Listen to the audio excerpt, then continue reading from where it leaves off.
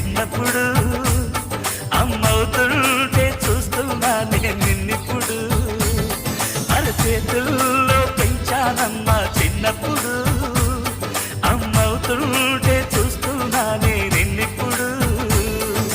సీతాకోక చిలకల చెల్లి సీమంతానికి సీతారాములు వస్తారంట పేరంటానికి